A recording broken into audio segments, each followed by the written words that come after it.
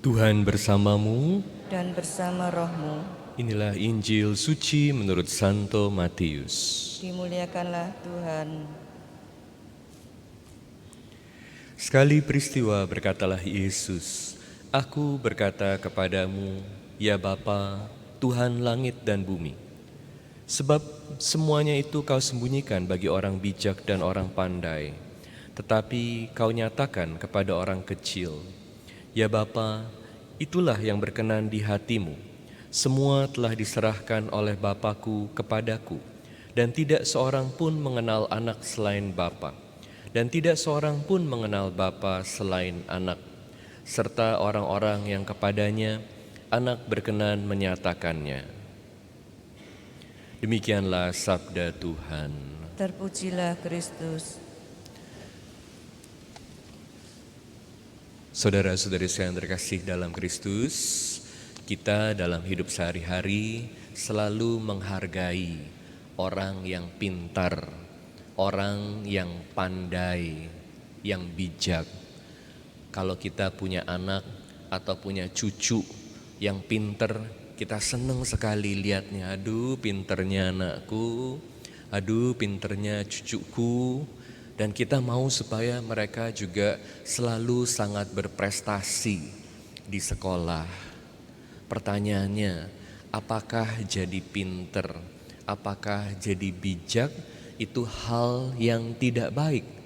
Kenapa dalam Injil dikatakan bahwa rahasia Allah ini dinyatakan kepada orang kecil, tetapi disembunyikan bagi orang bijak dan pandai? Yang salah itu bukan jadi pinternya, bukan jadi bijaknya.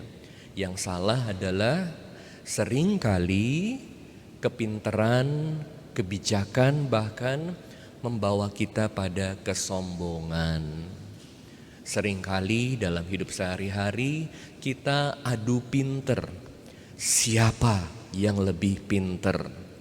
Dan seringkali kita juga menyatakan diri kita, aku yang paling pinter, aku yang paling tahu segalanya. Kamu tahu apa sih? Bahkan suami bisa katakan itu pada istri, istri bisa katakan itu pada suami.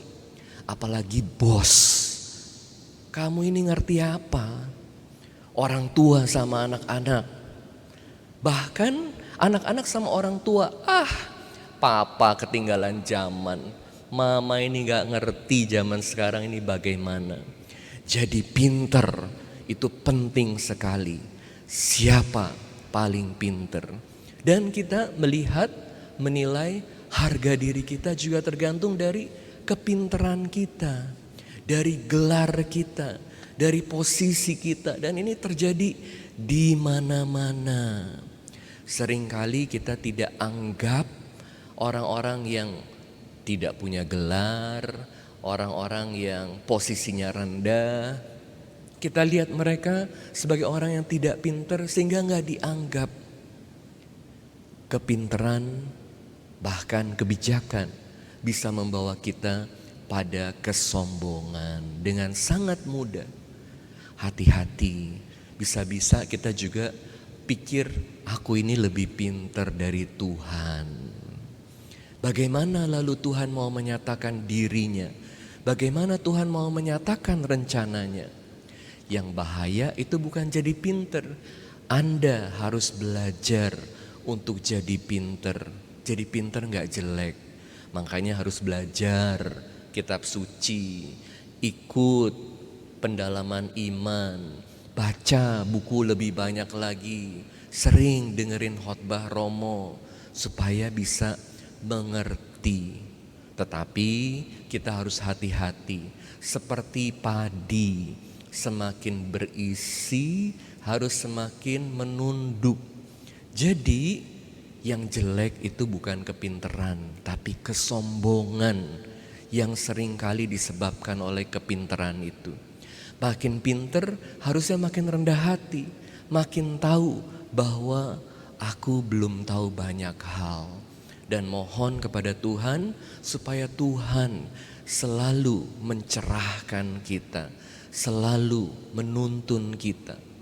Yang kecil, orang yang kecil adalah orang yang rendah hati, yang selalu mau bersandar bukan pada kepintarannya sendiri, yang harga dirinya bukan ditentukan oleh berapa banyak pengetahuannya, tapi ditentukan oleh bagaimana Tuhan selalu menyertai hidupku, selalu membimbing aku menjadi pelita dalam hidupku.